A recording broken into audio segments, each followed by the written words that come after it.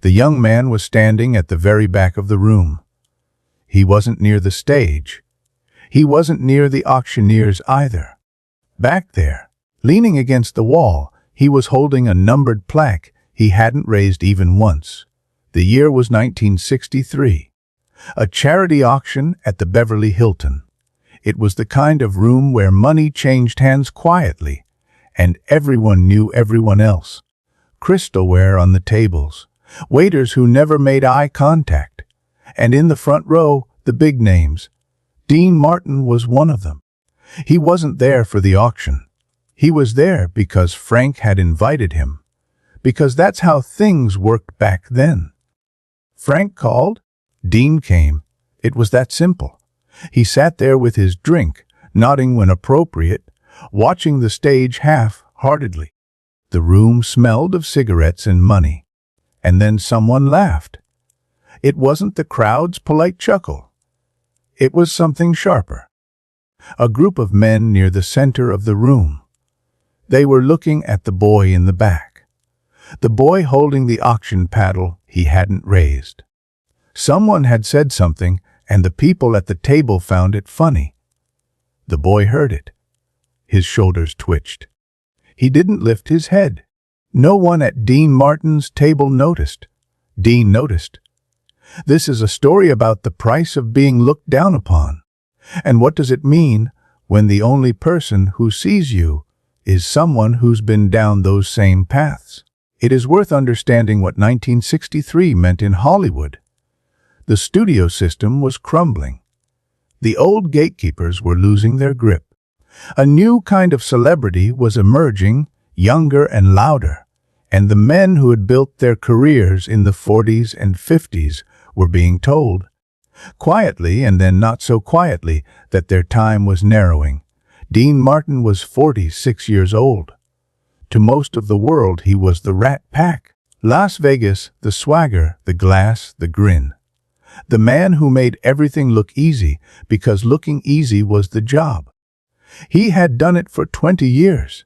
He had made it look so easy that people forgot he was doing anything at all. But that was the surface. Underneath it was Dino Paul Crosetti, the kid from Steubenville, Ohio, son of a barber, grandson of Italian immigrants who came to this country with nothing and built slightly more than nothing. A kid who had worked in a steel mill at 17, who had boxed, who had dealt cards in illegal backrooms, who had been laughed at by every room that mattered before he made those rooms irrelevant. You know what it is to be in a room where you do not belong, where the air itself tells you that you are provisional, that you are being tolerated, that the laughter at the next table might be about you or might not be, and the uncertainty is the point, that the price of staying is pretending you do not hear it. Dean had lived in that air for years. Then one day he was not the boy in the back of the room anymore. But something stays with a man, something he does not talk about, something that makes him look twice when a room laughs in a certain direction. He was looking now. The boy was still against the wall. His paddle was at his side. Whatever the man at the center table had said, the boy had made a decision not to respond. He was looking at the stage, or pretending to. His jaw was tight. Dean watched him for a long moment. He said nothing. He picked up his drink. He looked back at the stage, but he did not stop watching. Here is what nobody tells you about charity events in 1963. They were not about charity. They were about proximity, about being in the room, about who sat where and who leaned over to speak to whom and which names appeared in the next morning's column. The auction item was secondary. The transaction was presence. The boy in the back of the room did not understand this. Or he understood it and had come anyway. His name was Tommy Ferraro. He was 19 years old. He worked for a dry cleaning business his father had started on the east side of Los Angeles. The business had done well enough, not Beverly Hilton well, but enough. His father had bought 2 tickets to the charity auction because it seemed like the kind of thing a man did when his business was doing well enough. "Look how far we have come," the ticket said. "Look where we are now." His father had gotten sick the week before the event. Tommy came alone. He had taken the bus. He had worn his best suit, which was not quite right for the room. The lapels were too wide by the standard of 1963 Beverly Hills. The fabric was good, but not the right kind of good. He had held his paddle through the first 12 lots without raising it, because every number called was higher than what he had in his wallet. He was going to go home having bid on nothing. He had known this by lot 4. He had stayed because leaving felt like confirming something he did not want confirmed. The man at the center table had noticed the paddle that never moved. He had leaned to the man on his left and said something. Just loud enough. Not so loud it could be pinned on him. The man on his left had responded. 2 other men at the table had caught the exchange and found it amusing. The laugh that followed was brief and low and precisely audible to the person it was aimed at. Tommy heard it. His shoulders moved. He did not look up. He made the decision that men make in those situations, the decision to absorb rather than react, to keep the face composed, to give nothing away. It is a particular kind of dignity that nobody teaches you, and that costs something every time you exercise it. The room was not watching him. One person was watching him. Dean noticed. Now here is what you have to understand about Dean Martin in that room in 1963. He was not there as a humanitarian. He was there because Frank had called and Dean had come. It was a business dinner with a charity auction attached. He was expected to be present, to be seen, to sign something if asked, and to leave at a reasonable hour. His presence was the contribution. He had done this dozens of times. He would do it dozens more. He could have looked at the boy and looked away. He could have heard the laugh and found it trivial, because by any objective measure it was trivial. One small cruelty in a room full of large prosperities. He could have noted it and filed it and gone home and forgotten it by the following afternoon. Nobody would have known. Nobody was waiting to see what he would do.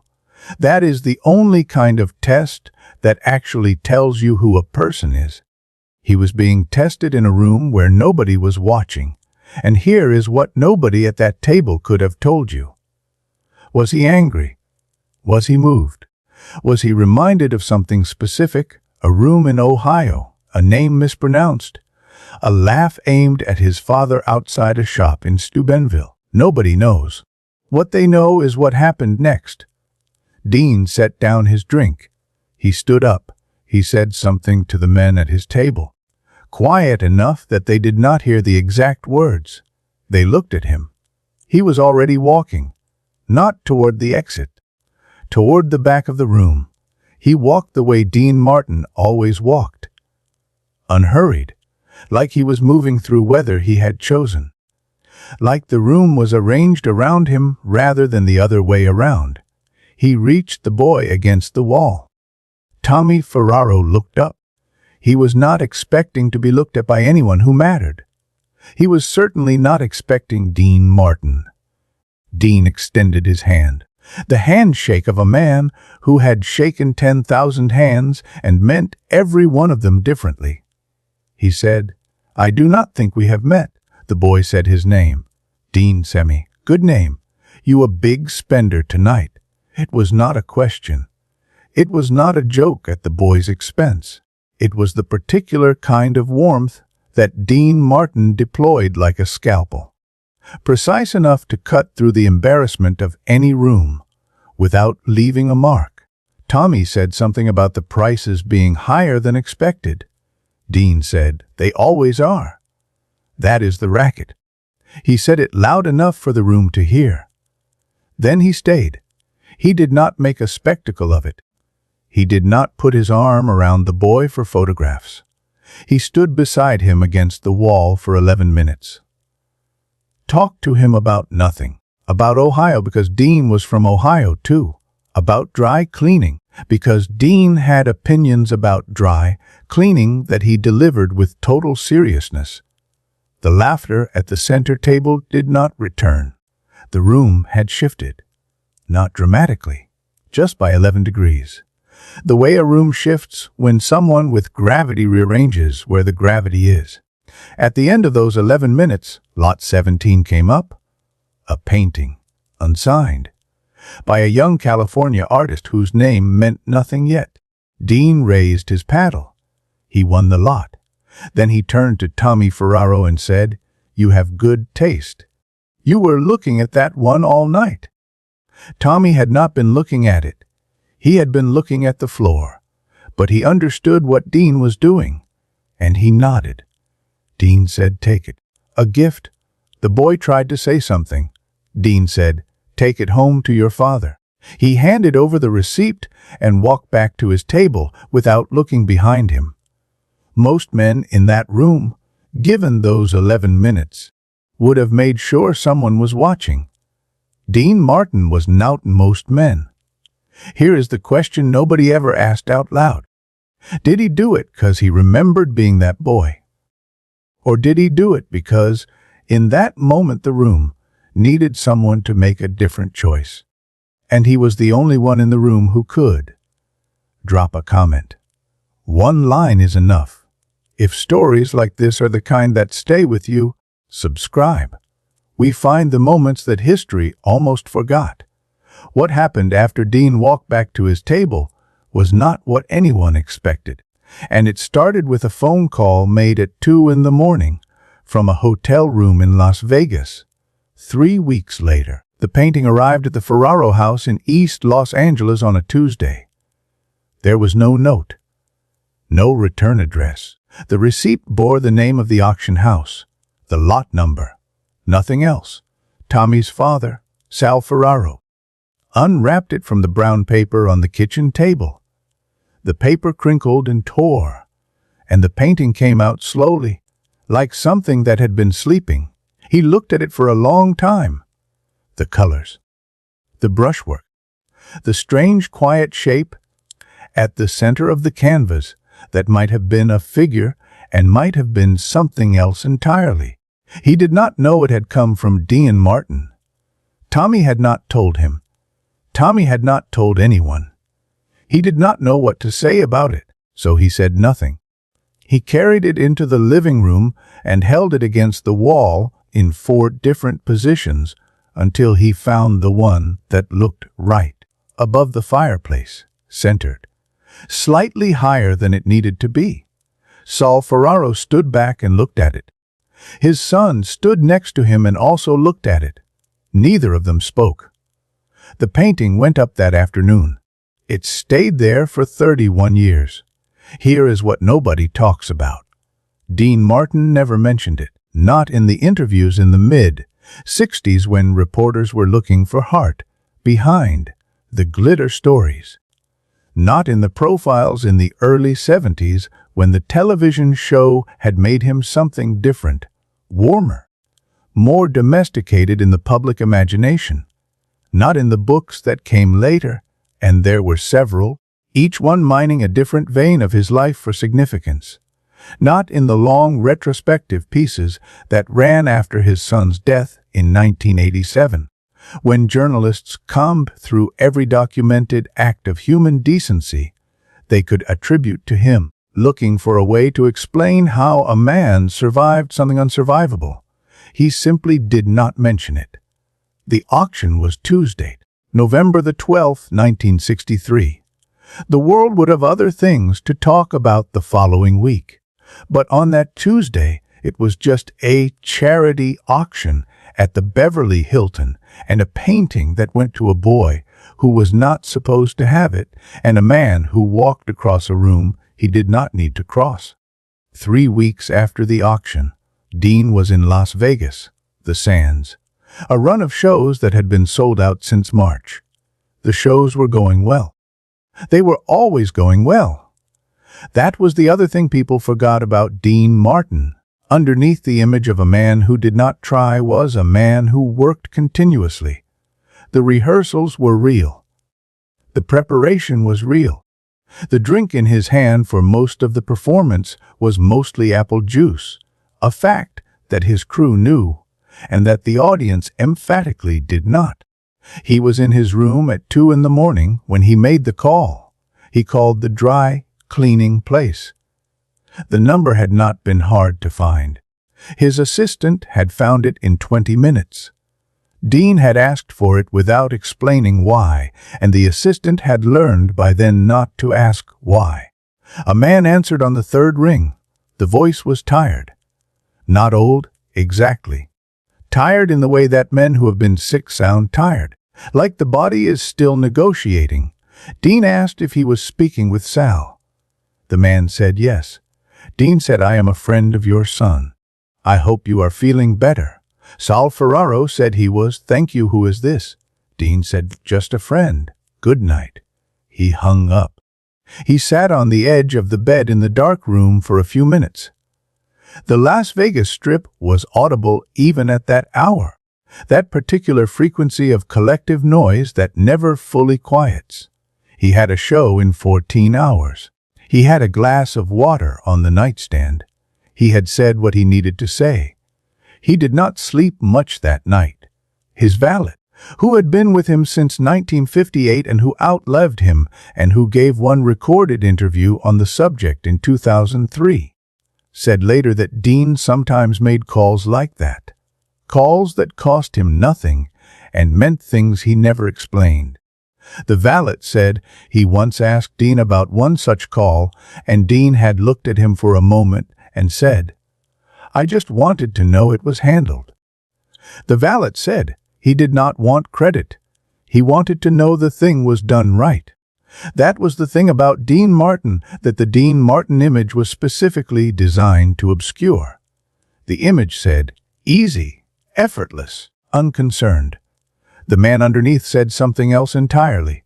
The man underneath was meticulous about loyalty, about debts, about the distinction between what you owed the world because you had been lucky and what you owed yourself because you had once been unlucky and could still feel the outline of it in your body when tens of rooms of laughed in certain kinds of directions, would still feel the outlying directions.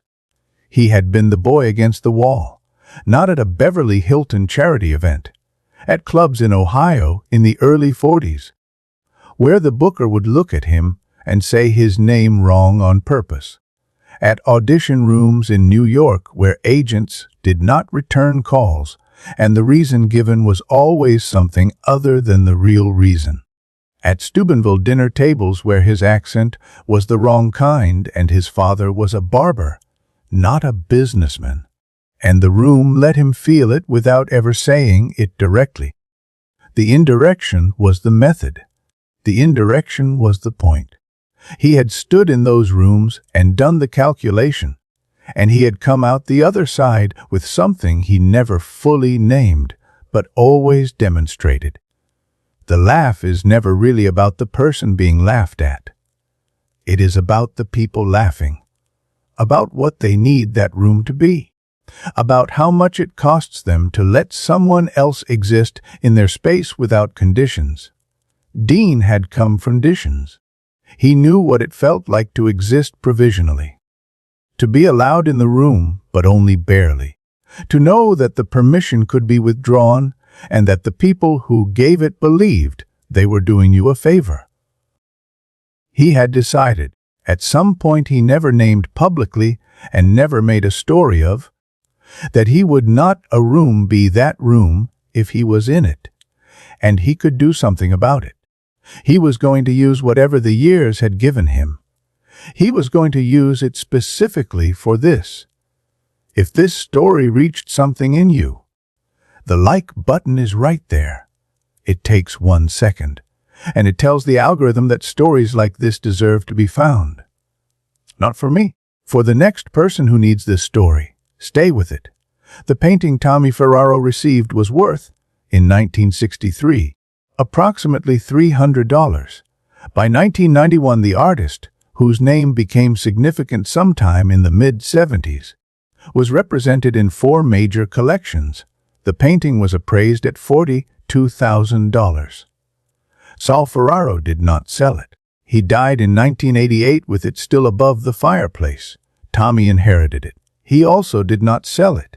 He was asked about it once by a journalist working on a retrospective piece in 1995. The journalist had found a reference in the auction house records. Lot 17. Winner, Dean Martin. Recipient unknown. Tommy Ferraro confirmed the story. He confirmed the phone call. He confirmed that his father had received a 2-minute call from a man who said he was a friend of Tommy's and hung up without giving a name. He said, "My father figured it out eventually. He was not stupid." He said he cried about it once. Just once. He was not that kind of man either. He said, he used to say, "Some people are generous with their money." Dean Martin was generous with something harder to give. The journalist asked what that was. Tommy said, "He made my father feel like his son was worth something." In a room where the opposite had been demonstrated. In a room where a table full of men with money had looked at his son and found him funny. Dean Martin had walked across that room and made it untrue. Not by confronting the men. Not by making a scene. Not by drawing attention to what had happened. By simply choosing to be somewhere else. By finding the boy against the wall and making that the better place to be. Here is the part that always gets left out. It was not easy. There is a version of this story that casts Dean Martin as the effortless king who walks across the room because everything costs him nothing. That version is wrong. In 1963, Dean Martin's career was in a complicated moment. The Rat Pack was at its peak, but its peak was also its problem. He was being defined by the group before he was being defined by himself. He was negotiating his first solo television contract. He had enemies in rooms exactly like the Beverly Hilton. Men who would have noted with pleasure that Dean Martin had spent 11 minutes talking to a dry cleaning kid in the back of the room. He knew that. He stood there anyway, because the other option was to become someone who heard a laugh like that and did nothing. And that was not a man he was willing to be. He had worked too hard to earn the kind of standing that let a man make that choice. He was going to use it. The years that followed were complicated, as years tend to be. His television show launched in 1965. The Dean Martin Show, Friday nights. It ran for 9 seasons and became, in its best years, the most watched program on American television. Dean sat on a stool and sang and talked and let the guests come to him. He was the most relaxed man on television. He made it look like a living room he happened to share with the country. The critics who did not like him said he was lazy. They were looking at the image and calling it the man. The people who worked with him knew differently. The musicians, the directors, the writers who came in on Monday and found notes he had left on Saturday. He was prepared. He was present. He remembered the name of every crew member's spouse. He showed up on time. He delivered on take 2 when other men needed 12. He was Dean Martin playing a man who did not try very hard. It was a masterful performance of effortlessness by a man who was never effortless. Here is something nobody talks about from those years. His generosity was quiet and specifically calibrated. He did not give in ways that required the recipient to be grateful in public. He did not write checks and invite the photographers. He did not establish foundations that bore his name. He made phone calls. He showed up. He stood next to people who needed someone to stand next to them, and then walked away without requiring anything in return. His business manager, who spoke publicly after Dean's death, said that the dollar amounts involved over the years were significant. Not extraordinary by the standards of very wealthy men, but consistent, monthly, directed toward people who had no particular relationship to him, except that at some point he had learned they needed something. The manager said he would call me and say, "There is a family, take care of it." I would ask how much. He would say, "Whatever it takes." I would say, "Dean, I need a number." He would say, "You have good judgment, use it." The manager said, I never once had to ask him if he was sure. In 1971, Dean received a letter. It was from Tommy Ferraro. Tommy was 27 by then. He had taken over the dry cleaning business after his father's first heart attack. He had married. He had a daughter who was 2 years old. The letter was 4 paragraphs. The first paragraph explained who he was, in case Dean did not remember. The second paragraph described what the evening at the Beverly Hilton had meant to his father. The third paragraph was about the painting, still above the fireplace, still exactly where his father had put it in November of 1963. The fourth paragraph was a single sentence. It said, "I do not know what you were thinking when you walked over that night, but I want you to know that my father died having believed that there was more kindness in the world than he had expected. And I think you gave him that." Dean kept the letter. It was found after his death in a drawer in his home in Bel Air, in a manila envelope with no label, alongside 3 other letters, 2 photographs, and a stub from a 1959 performance at the Copa in New York City. The letters were not from famous people. He lost his son in 1987. Dan Paul Martin, 35 years old, a pilot with the Air National Guard. His plane went down in the San Bernardino Mountains on March the 21st. They found the wreckage 2 days later. Dean Martin canceled everything. He had been on tour with Frank and Sammy, the Together Again tour. He had been performing for months, looking thinner than people remembered, quieter between sets, but still performing, still doing the job. After Dean Paul, he stopped. He could not explain it, and he did not try to explain it. Friends who called found him polite and brief. Frank called repeatedly. Frank, who dealt with grief by moving through it at speed, could not understand a man who dealt with grief by sitting still. He arranged things. He pushed. Dean said thank you and continued to sit still.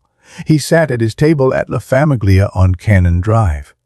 He ordered the same meal. He drank his water. He sat alone or with 1 or 2 people who knew not to fill the silence. He looked at whatever was in front of him. When people recognized him and approached respectfully, he was always gracious. He signed what they brought. He said kind things. He did not perform. The difference between Dean Martin performing warmth and Dean Martin simply being present was invisible to most people. The people who had known him for 30 years could see it. His valet said he was still him. He was just not putting on the suit anymore. He did a few things in those years, recording sessions, a television appearance or 2. Nothing sustained. He had made 32 albums and appeared in 53 films and done 9 years of weekly television. He had nothing left to prove, and he no longer had the reason that would have made proving it worthwhile. He died on Christmas morning, 1995. He was 78 years old. The cause was acute respiratory failure. Frank Sinatra, who was still alive, was told that morning. Those who were present said Frank sat down and did not speak for several minutes. Then he stood up and went to the phone. He had always gone to the phone. He had always believed there was something you could do. There was nothing to do. The obituaries ran in every paper in the country. They were long and generous and mostly accurate. They captured the career correctly.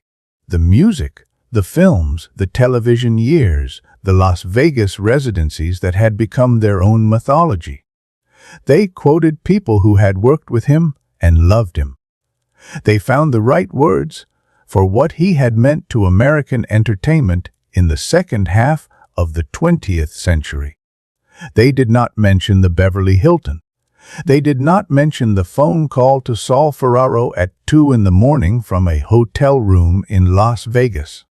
They did not mention the letter in the manila envelope in the unlabeled drawer. Those things were not in the record. They were never meant to be. Tommy Ferraro read the obituaries in January of 1996. He had kept a file, not of newspaper clippings exactly, more of a record he maintained for himself. Concert programs, a photograph taken at a different event in the late 60s, where Dean Martin appeared in the background. The auction receipt, a handwritten note from 1971 that he had never shown anyone and will not be described here because it belongs to him. He said, "I thought about writing something for one of the papers, something that told the other part." He did not write it, he said. He did not do it to be written about. Writing about it would have been getting it wrong. He was right. Dean Martin did what he did at the Beverly Hilton in 1963 because the room required it, and he was the only one in the room who understood that. He did it because he knew what it cost a boy to stand against a wall while a table of men found him funny.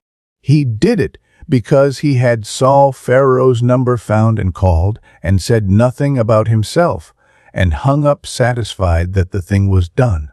He did it because this was who he was under the image, under the drink and the grin and the effortless stance, under 40 years of making it look easy. Before this ends, think about someone in your life, someone who showed up for you when they did not have to, when the room was not watching, when there was nothing in it for them, except the knowledge the right thing had been done. Did you ever tell them what it meant, or did you go quiet the way that gratitude sometimes goes quiet, assuming the person knows? Tell me in the comments. One line is enough. If this story reached something in you, subscribe. Not for me, for the next story. Because the next one is about the night Dean Martin made a phone call that ended a friendship and started something he never put a name to.